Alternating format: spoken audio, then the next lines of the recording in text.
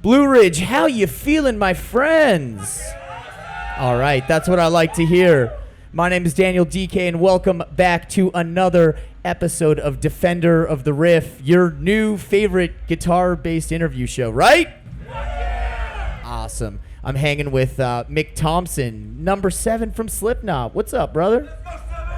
Sweating like a motherfucker. Dude, we are sweating buckets in this tent. It is... oppressive. It's oppressive. Dude, it's violent. The tent was sultry. I appreciate you hanging with me today. I promise this is not going to be like other interviews you've done. This one's all about, kind of getting down to the core of why we've... Good shit. Yeah, the good shit. Good why, shit. Why the we... real shit. The real shit. Fucking the real shit. Why we gave up a normal job or a normal career to give our life to the riff and defending it. So, we've never talked before, so why don't we just do the logical thing and start at the beginning? I'm really interested to know about, picking up your first guitar, what drove you to do that, and those early riffs that fucking melted your mind and made you want to do this. Well, I got my first guitar when I was 10. In Iowa, you got to be 10 to get a paper out. It's like the first job you can have. So when I turned 10, I got a paper out like that day and delivered papers until I got my first guitar, and then I never delivered another. All of a sudden, I'm done. I got my guitar. See, you guys fuck your paper. I'm out. People start calling in. Hey, man, I didn't get my paper. Where's that grade school child to bring me my stuff? But yeah, no, I got my guitar and I was out. No. You're just woodshedding in the basement. Fuck the paper route. Basically. Who were the dudes? Was it bands or was it players? What were you into at first? I mean, my dad had an amazing record collection growing up. So I mean, Hendrix is a huge thing for me. But I grew up listening to Hendrix and Clapton and Johnny Winter and on like all of the guitar gods of that era my dad had on vinyl and shit. So I was exposed to that early. And it's one of those things where, you just hear it in the background, but it's something you attach to. It's something you gravitate towards, Mm-hmm. It was never like, you're going to learn an instrument, so you're taking guitar lessons or piano, pick one. It was just a blind love from being a super little kid. Playing baseball bats like guitars. I remember taking a Kiss Destroyer, and I took a baseball bat that I had, and I put these little nails into it and put dental floss on them, so I had strings, pulled it as tight as I could and tied it. So I mean, just trying to see how I can make it work. But it was like that. Like, that's grade school shit. So it was like just a deep love that's always been there that you can't really explain. It's just one of those things. It's just, Look at that, the sneaky mic. I might need an adult over here. It's getting dangerously close. Crossing multiple lines here. You mentioned Dad's rad record collection. Was he musical in terms of instruments at all, or did you have to do that on your own? Nope, he wasn't. Just incredible love and shit. So it's, it's like I got lucky there. My mom actually played the piano and stuff she was a piano teacher even when she was like in junior high and shit. So my mom was pretty musical. I got my mom's fingers. Like, should have been a piano player. No. My neck would feel better, I'm sure. But yeah, no. So but it was just that raw, real shit, and hearing it and having real love, where it really grabs you, where you know what I mean? Because that's what's great about music. There's so much different shit. Things you can't. Some people try to like things. I've never tried to like something. If it lands on me, it does. If it strikes a note, it strikes a note. If it doesn't, ooh, so what? Moving on, but you know what I mean? Yeah. So, but it's one of those things, like, those kind of things strike and they hit real hard, and it was something, so I guess it had to be part of my, we all have different kind of makeups when we're just been drawn towards it since I was a little kid. And then the guitar seemed like the coolest, the most fun, and I don't know, and hearing, like, Hendrix, Johnny, we're like, just on fire. Dude. Just going nuts. And when I got to see Stevie Ray Vaughan when I was like 11 or 12 in Des Moines. You saw SRV when you were 11? I saw SRV at the Civic Center in Des Moines, Iowa, when I was a little kid. Yeah. That's rad. So my dad had a great blues collection and shit too. So God, I've seen fucking Buddy Guy and like when I was in high school and shit. I grew up a lot of good music, and that's why. And I taught. And that's why I always try to tell people. I'm like, man, music's everywhere. It's everything, and it's like the greatest gift you'll ever give yourself. If you teach yourself guitar, you take lily, whatever you do, any instrument you get into. Because it's something you're going to have forever. You know what I mean? It's like you might be into this, you might be wherever you are right now in your life, but you won't be there in 2 years, 5 years, 10 years, and it seems like it's fiction, right? Like I used to hear that shit when I was, you learn whatever. I'm like, yeah, maybe one day when I'm 40, I'll get into jazz. Well, be 50 here in not that much time. So, you know, and I still haven't got into jazz because I got more headbanging to do. But Yeah, I haven't seen you start your jazz side project yet. no, I haven't even started practicing. No, I got a long way. I don't know. It's like everything changed. Like when I was a kid, if you were 30, your life was kind of, I mean, what sports people were 30 and when we were a kid? Like, seriously, in the NFL and you're 30, you're a grandpa. You know? So it's like our longevity is, better living through chemistry. I don't know. Somehow my head stays attached. I mean, I've got an artificial disc in there, but It's like, I mean, guys like Mick Jagger and Keith Richards kind of setting the bar pretty fucking unattainable. Like, dude, I got to keep going until I'm that age. You fucking well, that was kidding when I me? saw Buddy Guy. I seriously was like, and he was in his like mid to late 50s, and that guy was on fire. He never quit moving. He was just on fire the whole show. Just pure love and electricity. It was amazing. And I'm like, that guy, like, how could anybody ever complain about being tired or fucking whatever? Like, look, that guy. He's got, he had 40 years on me, 35 years on me at the time, whatever. And like, I couldn't have put out the shit that he was doing. It's amazing.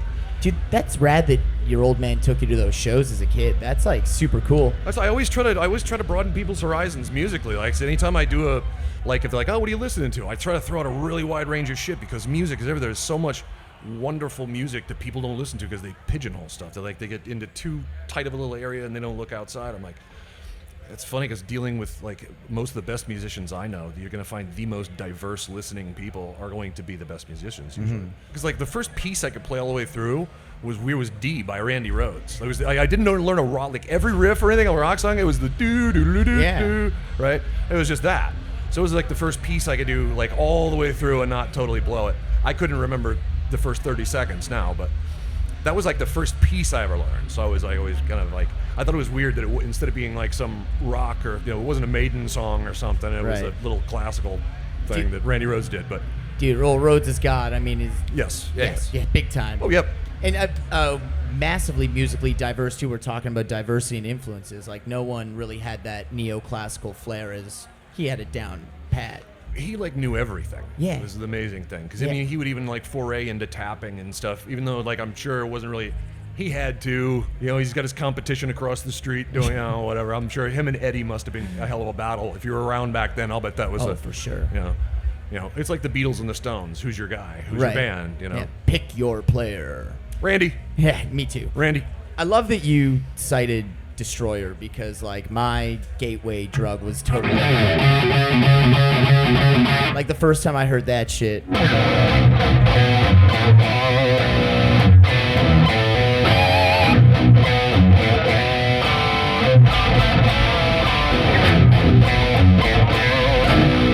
Everything's better at B, right? Dude, I was gonna say Kiss riffs in B. That sounds fucking awesome, dude. Dude, that's rad. Yeah, dude, I remember hearing Destroyer for the first time. That was totally like my gateway drug into that stuff too. It is. That was my biggest. I loved Kiss so fucking much. That was like I was probably 8 when I got that. I loved them so fucking much, and but it was Dark Horse record, Kiss record, Creatures of the Night.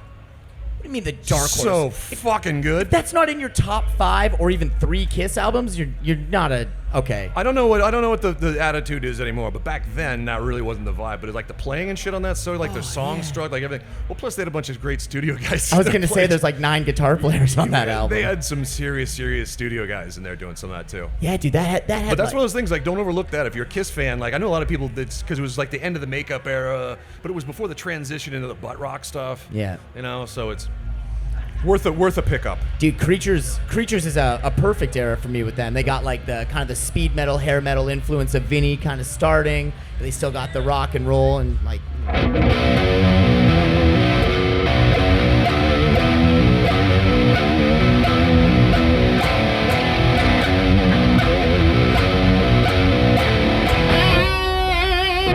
Dude, War Machine and B, that Kiss was they.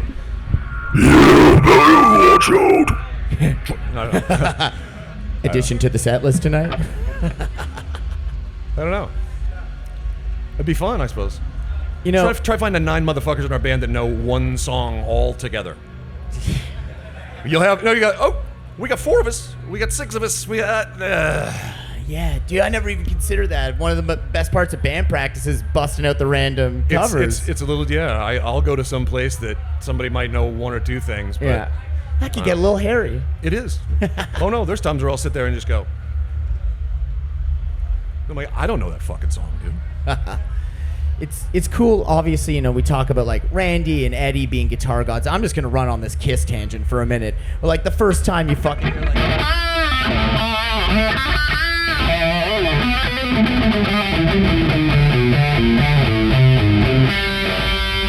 like that fucking Alive 2 solo and Shock Me, that was like game changer for me for like lead guitar. Like that was even before I got into EVH. I was just like geeking out on Ace Frehley forever. It was one of those things too where I loved their live albums more because they were absolutely on fire. You hear like Calling Dr. Love and it's like this really tame, weird, and then like they do it live and it's just on fire. And that's something that about us that I've always liked is, and some people might complain about it, but on stage we go, we'll fuck off. Like sometimes tempos are just, like, tempos, what's that? We're 20 beats per minute over it because we're just fucking out of our minds and on fire. But it's funny because it's like, Ross Robinson made that clear to me. He's like, we're in the studio and I'm sitting there, like just playing everything clean. He's like, I don't feel shit. He's like, that's great, that's neat, you practiced. Okay, so like, hit me with that shit. He's like, when I go see you play live, it's real. Like I feel it. He's like, now you're just playing notes because you practiced a bunch. That's cool. And I'm like insulted, but like, what the, learn though. Get rid of that sterility and hit that shit like you mean it. Because part of the reason why that Kiss Alive, why fucking Calling Dr. Love sounded so good is because they were on fire when they fucking did it. It wasn't thinking about being right and thinking about anything in the fucking studio. They're just, and so that's just using Kiss as an example. And I don't want to do that because I had to hear too much about Kiss early in my career because the masks and the makeup and shit. I'm like, no, we're nothing like Kiss. Not trying to be the same thing at all. No, love them, total respect, but that's not me. I'm a different guy. On the topic of tempos. It's not often enough talked about that Slipknot is a no-click track band. Like the live show, never. The live shows are always, you can tell when there's pushing and pulling. Well, it's that's awesome. Exactly because that is a fucking aspect of music. It's dynamics. You want to castrate dynamics? What the fuck is wrong with you? Bum, bum, bum, there's nothing that grabs you. It's the ahead or behind the beat. It's the anticipation of something. It's rushing. It's being right on top of a note. I mean, you can build urgency. There's so many things you can do with your hands and with little bits of expression when you're playing a riff. That's the thing. Like anyone can like remember some notes, but what do you do with it? Like you shit it back to me. How you shitting it back to me? Is it got any taste to it, or is it just dun dun dun dun? You know what I mean? So it's like you sort of, even a riff isn't a yours. You take it, you break it down, sort of digest it, and make it, turn your own kind of thing. But in terms of going back to the tempos and stuff, it's just because you're out of your mind and you're having fun. And I think, like a lot of my favorite stuff, like Live Stones records, a lot of my favorite stuff is like the drum hit that's off, or an errant guitar note that screams and shouldn't. It's just like a little bit of dirt that's so honest and real, it just makes you feel it. But that's the thing that Ross was trying to get me to touch, was he was trying to go, that's great, you're fucking, you practiced a bunch, now make me feel that stuff. So got up and tracked the whole first record, standing up, slamming it like we did on stage. Dude, that is so just cool. To get the vibe. So it's not as clean as it could be. And I intentionally, we'll go through parts on the record that's too clean. So just hit that shit a little harder, and just make me feel it. So that's one thing that we actually do on purpose, is we keep the human element in there. And I think it's one of those intangibles that, it separates music. It's you have enough of those little factors in there, you go, I don't really know why I like this, but there's just something in there that really kind of grabs me. I found that a lot of my favorite songs just have these little nuances that are so easy to go right past you unless you're really paying attention. So it's a bit of an art, a bit of a lost art in modern records, Like everything's so. And it's not precise. farting in a cup and sniffing it. Like, you know what I mean? I'm not doing that, but it's, there's little things here and there, but that's, people don't realize it's the collection of all those things that then makes something that much more interesting. Totally. Classic rock riffs rule. Love that. Obviously, we come from the same school in that regard. I'm speed metal and death guy, though. Tell me about the gateway. Tell me about getting from Kiss records and Van Halen and blues into the heavy shit. Well, I never really listened to Van Halen. Just kind of admired EVH with the tip tab. Well, Maiden. Fuck Maiden and early Metallica, Testament, Anthrax, Flotsam, Suicidal, Exodus, fucking that great shit, the great shit from that era. It was that kind of stuff, up the metal, thrash. After Maiden, fall in love with that kind of stuff, whatever, then thrash, and then thrash's natural extension just turned into death metal. You know, it's like after years of playing thrash, be like, fuck yeah, like loving how heavy that is. Like, nothing could be heavier. Jesus, motherfucking Christ, excuse me. Yeah, I think I found something that is. What's a classic thrash riff sound like in B? Fucking. Fuck yeah. I'm out of tune. I knew that the humidity was I was perfectly in tune before I walked down there. It's too good to be true. But yeah.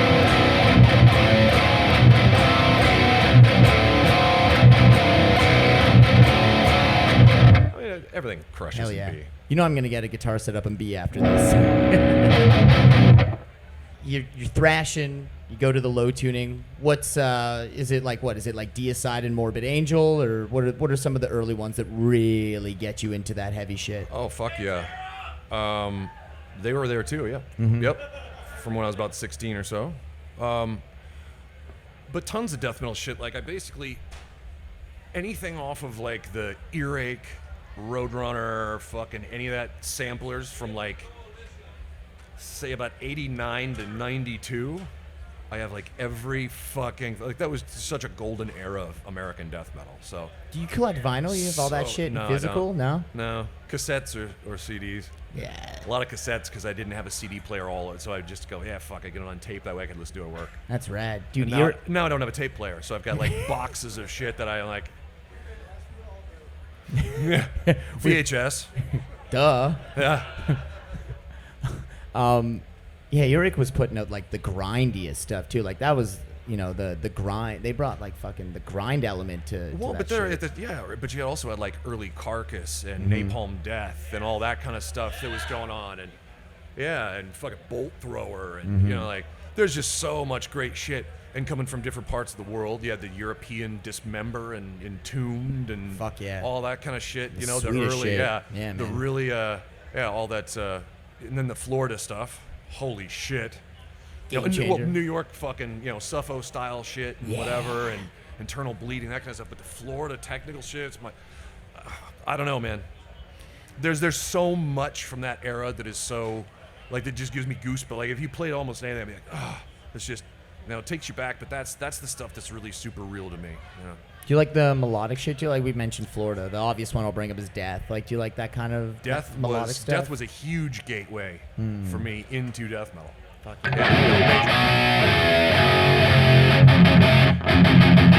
That shit's nasty. Yeah.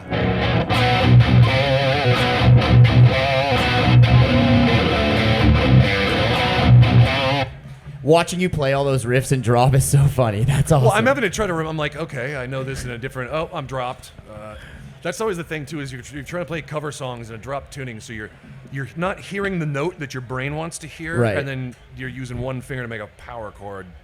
Just kind of muscle memory's not working right now. I play mostly seriously just tuned standard at home, like either E flat or C sharp. So C sharp drop is B. Right. Since I always. That's what Body Pit was, our band before Slipknot, me and Paul, whatever. So that's how we ended up in B. We were a C-sharp technical death metal band, and then when we did a couple songs at the very end of that just kind of rolled over into what Slipknot became. Anyone who can do like a lick of research knows about Body Pit. Were there any other bands that you were playing in the early days? Did you have like other death metal projects or other like even like more traditional heavy metal projects? I jumped in this guy I knew was doing this drummer kid with a couple other people and whatever, and I played with him for a little while. But then he passed away, and so that kind of that sort of vaporized there. But that was my first band, I guess, that was like they did originals. I wrote one song with them and whatever. And so, but I mean, fuck, I was 19 or something. I mean, I played in my high school battle of bands when I was 16. Cover songs? Dude, fucking In My Darkest Hour. Let's go. Fucking Fade to Black. Bunch of shit.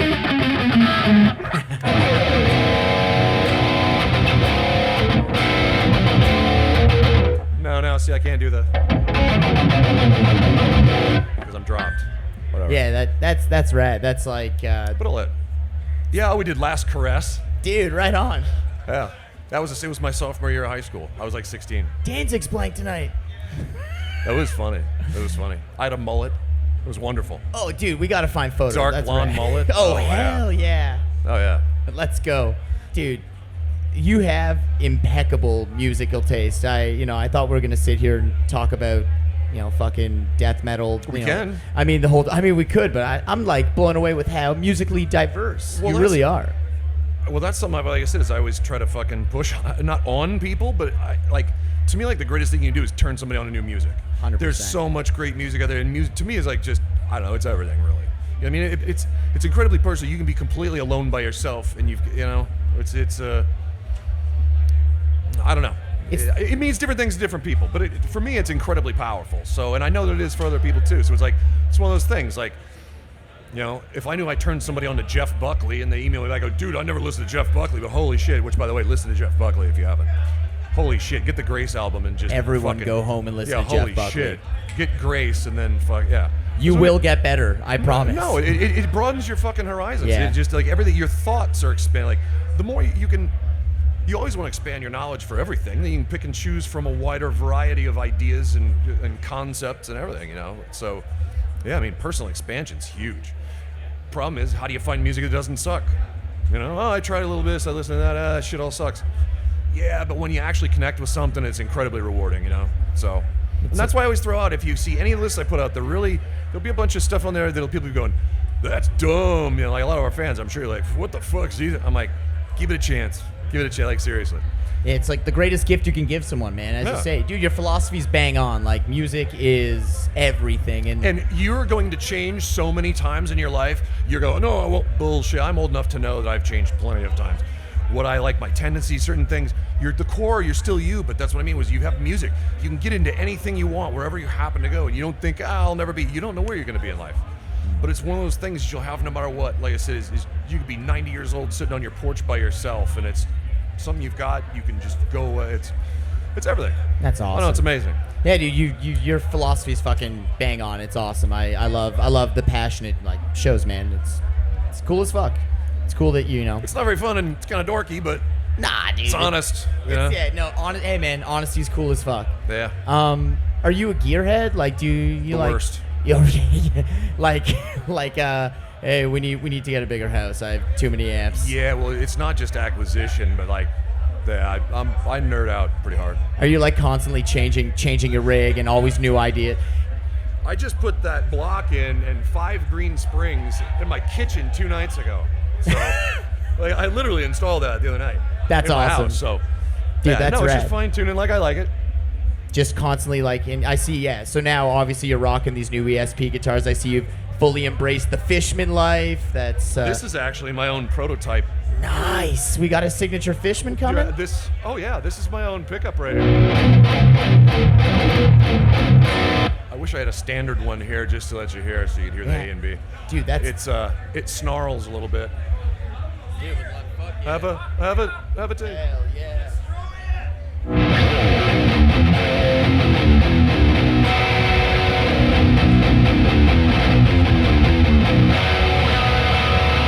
Damn.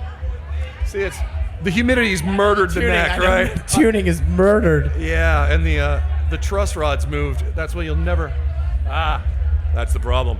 You never see truss rod covers on my guitars because I ride those fuckers. Yeah, dude, constly. Outdoor festivals and stuff, man. It's like, you can set something up. It's like my poor tech, he had this thing dialed when we came over here. 95% humidity and, I don't know how many people farted in here, but that affects guitars real bad too. Big time. Oh, yeah. Oh, yeah. No farting in the studio. Oh, no. You want to make a truss rod warp. I'm stoked to see you playing ESP guitars. They've been my go-to forever. I've seen you've always had some pretty fucking good taste from the other guys that you used to play.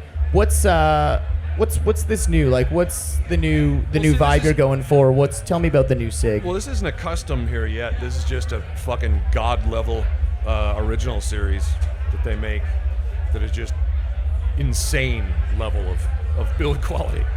But we're working on my own customs and stuff. That's awesome. My own model, it'll be coming out and stuff. So it's cool because I've been playing like a little bit of everything. It's been so much fun. Again, like with the freedom of whatever. I've kind of had the freedom to get out of only playing like what I've played the last bunch of years. I mean, I played an Eclipse for the last bunch of months. Like the Les Paul kind of deal, and it's the first time I'd ever played an LP style guitar on stage before, ever. You know, and I fell in love with it. And it's weird, you know. I get people like, I'm sure, like, what the fuck is he doing with that What's thing? he playing? Like, that doesn't look right. It's awesome. Yes. God, they play great. They sound great. It's, you know, it's been a lot of fun. I've been having a lot of fun. I saw you rocking an E2 as well. Oh, yeah. Yeah, dude, those made in Japan ones are unreal. Yeah. I love it. It's the same as the standard series. They just changed the name. Yeah, for sure. Yeah, those standard series are killer guitars. Always have been. So, yeah, same thing, just different name. So I've got a bunch of those, yeah. Is that Floyd? Is that Floyd? I notice you don't have the bar on it. Is that? I normally brick them. I usually I drill in and I put a screw and whatever. But I did the 5 green springs. The green spring's the strongest. Okay. So it's like the brick wall defender. It's a brick, yeah. You can depress the bar, but you got to work to do it. What's good, it just doesn't have any warble. I'm really heavy-handed. I pick real hard. So sometimes. And I just don't want any dive. I don't want any warble when I'm digging in. But I still want to be able to whammy on at least one guitar, you know. So. Yeah. So everything. I mean, Mike. Every time you see me with a Floyd, it's fixed. Yeah, I was gonna say I know you prefer the hardtails. Yeah, even like my Jacksons, that was a hardtail Floyd plate that Jackson engineered for me. So it was, you know, it looked like I got a Floyd on it, but it's just double locking. That way it never goes out of tune. You know, you stretch strings, everything's just like normal. It just doesn't fucking dive. It doesn't fuck up when you break a string. To me, it's the perfect solution for a guitar because I love that Floyd feel, but I don't want the Floyd liabilities. Right. You know, all the detriment, plus the detriment to your sound. Go into a real studio and try to track a guitar with a Floyd on it, and then take one with a Tune-O-Matic, and you will not be tracking that Floyd guitar. It'd be rare that it ever sounded good enough. There's something about knocking a hole in a guitar that just kills it. So on stage, no problem. In the studio, when it's under a microscope like that, forget about it. I have so few like actually fully whammiable trims that have ever made on a record. Yeah, it's just the construction type. It's just the physical makeup of the stuff. So I spent a long time fucking around. I won't be using any trims on guitars in the future. No. I think it's pretty cool. I never thought about using it bricked just for the benefit of like the double lock like that. Yep. That's pretty cool. Yeah. So that way I have all the functionality and the feel, the super smooth feel, and everything that I love. You know, of that feeling of an old friend that I've been playing since I was a little kid, but it's just a little more mature. This, you know, you break a string, it's not fucked up. I don't need to whammy, so I don't. I can, you know. That's awesome. So that's how my signature models have been since Ibanez. Dude, that's rad. Yeah. And what about heads and shit? Like, what do you predominantly like? What's your flavor? I've been playing Omegas. Yeah. On the record, I used a combination of the Obsidian and what is now called a Granifier. It was a prototype of one of those. I'll have the Obsidians on stage tonight. I've got the Obsidian plug, and I don't have one of those. Those are sexy. That thing fucking smokes, doesn't it? Yeah, this is super sexy, man. Yeah, it is. That's a great head. Yeah, no, you gotta play that head with this pickup, dude. No, they're done in combo. That's like the pickup, speaker, the head, like everything's tuned in concert together. So it's not going, hey, that's a cool cab. How's it sound with that cool head? They don't quite work out. Fuck that. All right, we'll make it work. New plan. Next time we do this, we're hanging out with Kiss Records, an Omega head, and an air conditioner, an aircon, and a couple of fucking cool guitars to play with. And and maybe we'll actually be in tune, and we'll be in the same tuning this time. Both of us. Because we could be doing Thin Lizzy twin leads or something. We could be fucking blowing it up right now. Appreciate you hanging out, man. It's awesome chatting with you. Let's hear some noise from Mick Thomson, my friends.